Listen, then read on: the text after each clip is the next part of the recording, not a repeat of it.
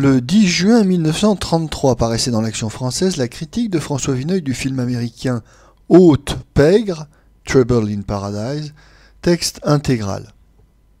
Trouble in Paradise, ce titre sentimental a été traduit sèchement en français par Haute Pègre, mais que l'on ne s'y trompe pas, bien que les héros en soient aussi peu recommandables que possible, ce n'est pas un film de gangster. Est-ce encore un des heureux effets de la déflation financière à Hollywood ? Monsieur Ernst Lubitsch, durant ces dernières années, avait été condamné au rôle rémunérateur mais monotone de super régisseur dans des opérettes monstres. Son nom a été attaché à quelques-unes des entreprises les plus fastidieuses dans leur faux luxe du cinéma américain, tous les succès d'année de Parade d'amour avec ou sans Maurice Chevalier. Mais les derniers bilans de la Paramount ont été désastreux. Le public populaire accueillerait sans doute avec le même naïf émerveillement les images du grand monde, telles qu'il souhaite le voir, les palais de staff tendus de simili-gobelins, peuplés de faux ambassadeurs balkaniques, de laquais orgueilleux, de princesses en mal d'amour, et de tous les rêves des prolétaires à 900 francs, 50 $ ou 200 marques par mois. Mais ces trompe-l'œil sont devenus trop onéreux pour les budgets du cinéma. On a proposé à M. Ernst Lubitsch une comédie à 3 personnages avec des décors de 10 mètres et M. Lubitsch, enchanté, s'est souvenu qu'il avait jadis signé L'éventail de Lady Windermere. C'est à ce charmant film muet que l'on songe tout au long de Trouble in Paradise, bien que le scénario n'ait pas cette finesse qui permit d'attribuer autrefois à M. Lubitsch une des 3 ou 4 comédies de caractère de l'écran. On s'est amusé sans remords durant 1h30. Qu'a-t-on entendu cependant ? Une banale histoire de rat d'hôtel, d'escroc mondain qui tombe amoureux d'une de ses victimes. De quoi faire un des films les plus ennuyeux de la saison. Mais M. Lubitsch ne ment pas, cette fois, à sa réputation, qui nous étonna souvent de philosophe jovial et malicieux, très fin sous sa rondeur de grand marchand américanisé, et lâchant d'un air patelin une plaisanterie qui est un coup d'épingle, peut-être avec ce sourire de gourmet qu'il plisse sur l'indispensable cigare. M. Lubitsch est-il un réfractaire prudent, tout au moins un gai sceptique qui a pactisé le plus aisément du monde avec les puissances du cinéma américain, leur exigence et leur sottise, et qui savoure tout seul le plaisir de dissimuler sa causticité sous les poncifs d'Hollywood. Une sorte d'anarchiste indulgent qui sème dans un salon fastueux et de mauvais goût quelques pétards inoffensifs mais symboliques. Voici, au début de Trouble in Paradise, une nuit vénitienne qui correspond scrupuleusement à la poétique d'un épicier de Chicago. Il n'y manque même pas la sérénade du gondolier, emplissant la chambre où un amoureux prépare un tendre guet-apens. Mais ce rameur mélodieux conduit sous la lune le chaland des poubelles. Le détail est très discret. C'est une des façons qu'a Ernst Lubitsch de railler son public, tout en comblant ses vœux. 20 répliques percent la trame insignifiante du vaudeville cinématographique. Ce mécréant de Lubitsch se moque du révolutionnaire naïf, du partageux convaincu et hirsute qui s'introduit chez Madame Collet, reine de la finance parisienne, et lui crache son dégoût. Ouvrez les guillemets. On annonce dans le journal que vous avez perdu un sac de 125 000 francs. Vous achetez des sacs de 125 000 francs quand l'univers se meurt de faim. Pouah, vive le grand soir. Fermez les guillemets.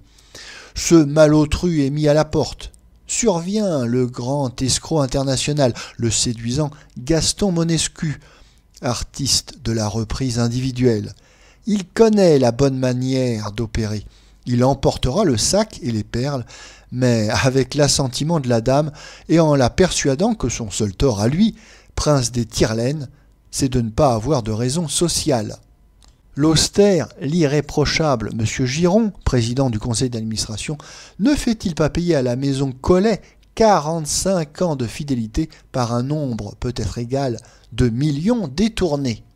Sous l'anodine musique d'opérette, c'est le petit sifflotement sarcastique qui accueille les vociférations ou les actes de foi des militants bolchevistes, comme les tartuffades des moralisateurs officiels.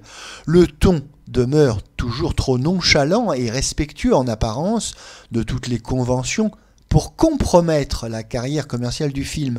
Mais dans le pédantisme et la lourdeur du cinéma, il est rare de voir autant de rosserie et de malice glisser sous le velours de la mise en scène, pour le seul plaisir, dirait-on, d'un humoriste qui flatte la foule sans lui laisser deviner qu'il accable son conformisme.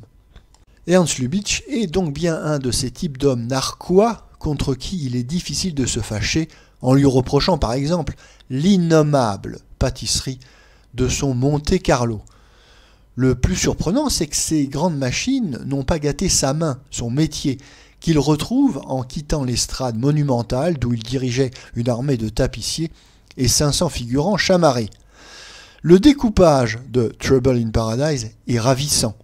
Le mouvement cinématographique est trop souvent synonyme d'épilepsie, de morceaux de bravoure empruntés au catalogue des poursuites, des travelling et panoramiques. Mais avec 2-3 acteurs, des angles à peine modifiés, le technicien de Trouble in Paradise demeure fidèle à ce principe du vrai cinéma.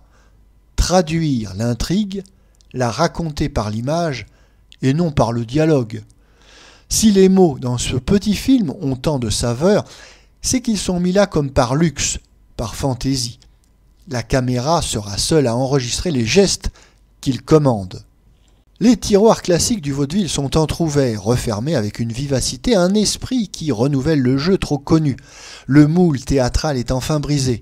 Aucun de ces chassés-croisés, de ces rencontres inénarrables sur la scène de Feydeau, lent et sans résultat à l'écran. Lubitsch manie avec un doigté extraordinaire l'allusion, qui pourrait devenir si dangereusement systématique, qui reste toujours rapide, possédant une signification immédiate. Voyez le tableau de l'opéra, refait dans une loge, un corridor et une fosse d'orchestre par le cinéaste qui a peut-être le plus abusé des énormes reconstitutions. D'une chiquenaude, Lubitsch renverse les poncifs de son livret. Rien de plus sot que le gentleman cambrioleur enjambant le balcon d'une belle victime et cloué là par un amour subi qui sera bientôt partagé. La bile Monescu est tentée dans son cœur, mais il partira sur un tendre baiser, les poches pleines. La virtuosité du pickpocket et de sa petite complice fournit à Lubitsch des trouvailles que l'on abîmerait en cherchant à les raconter. Cela est à mi-chemin de la farce, comme certaines répliques sont à mi-chemin de la satire, et cependant beaucoup n'y verront que du feu, n'y entendront que des mièvreries. Miriam Hopkins, la fine mouche, Kay Francis, Marshall, sont les interprètes délicieux de ces nuances, de ces demi-teintes, de cet humour sotto voce